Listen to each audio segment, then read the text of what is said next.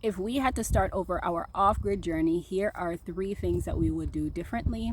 The first thing we would do is build a sound square house that we could live in, because later on we can use it as a guest house and for storage. When we got here, there was a Dodge van on our property, so we decided to just use it and live in it.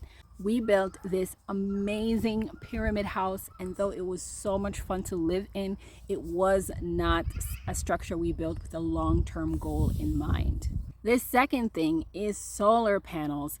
We started off just getting one based on budget. It definitely made things harder because it got so cloudy here all the time.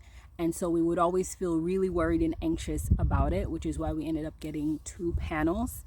And right now that actually works for us. We would have definitely leaned towards investing in more just so we could get a refrigerator, which brings me to number 3.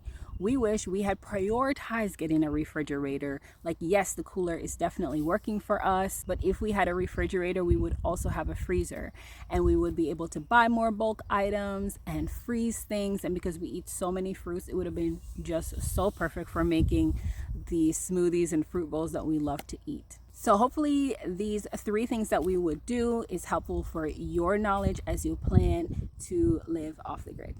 If we had to start the growing your own food, gardening, homestead part of our journey, these are 3 things that we would definitely do differently. The first one is honestly just not doing anything. We could have done a better job not rushing into things. It was very exciting to be able to plant stuff, but it would have been a better use of our time if we just took note of the things that we ate the most and then see which ones fit in our zone the best. And then the second thing we would do is research the foods that we wanted to plant, how to care for our plant, the proper way to do our soil, harvesting time, etc. But most importantly, would ask people actually in the area that we were in. We were asking people who lived a couple of zones down, and it wasn't always feasible for our area. And the third thing we could have done better is create an actual elaborate plan. And this plan would help us better take care of our plants, because I had so many plants going that it was very challenging to keep up with which ones needed this or that. This is especially important when you are just a first-time gardener. That is just really good to go into it with a plan. Overall, I would have definitely treated growing my own food as a job.